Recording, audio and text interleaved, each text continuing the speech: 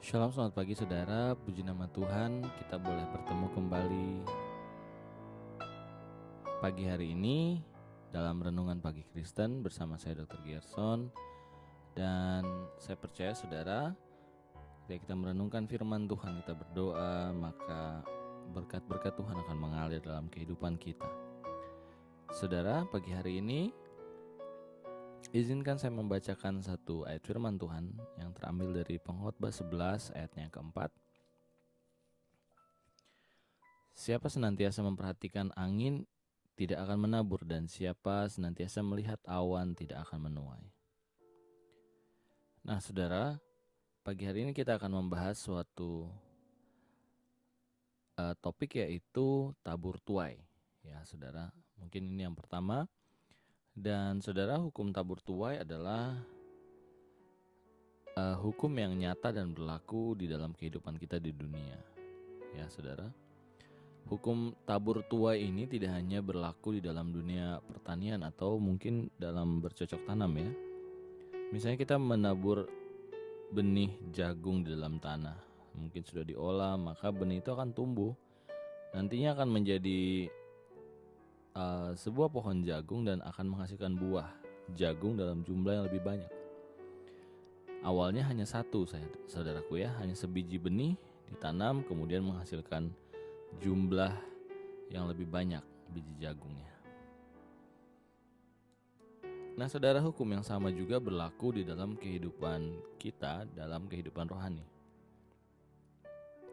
Ya saudara, ada banyak ayat firman Tuhan yang menyatakan tentang hukum tabur tuai.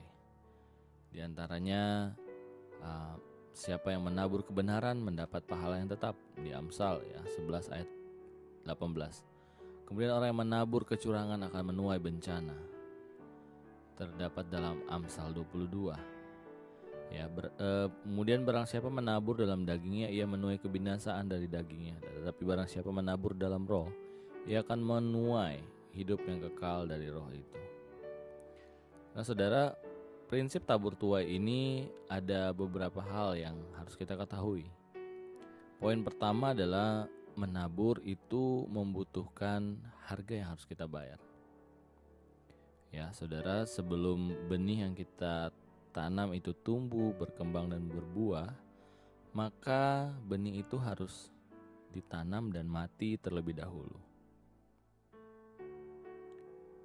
Yohanes 12 ayat 24, sesungguhnya jika biji gandum tidak jatuh ke tanah dan mati, ia tetap satu biji saja.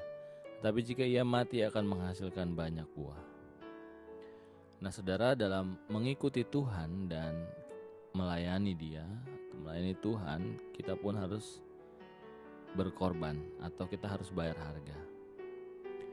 Ya, sebab saudara, firman Tuhan jelas berkata bahwa ketika kita bekerja atau ketika kita misalnya karena Injil meninggalkan rumah kita, saudara laki-laki, saudara perempuan, ibu, bapak, anak-anak atau ladangnya, dan ia akan menerima kembali 100 kali lipat. Saudara laki-laki, ya saudara perempuan, ibu, anak ladang sekalipun disertai berbagai penganiayaan. Ya, terdapat dalam Mazmur 10 ayat 29. Nah, saudara, ketika kita ingin menaburkan sesuatu, maka kita pun harus rela untuk berkorban.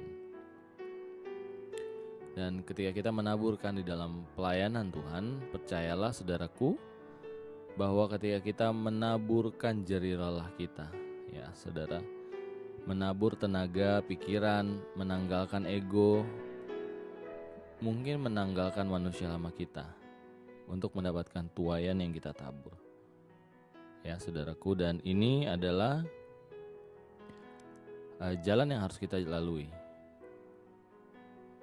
Ya saudaraku, ketika kita ingin berhasil dalam pelayanan, ketika kita ingin Tuhan disenangkan lewat pelayanan kita, maka kita pun harus berkorban.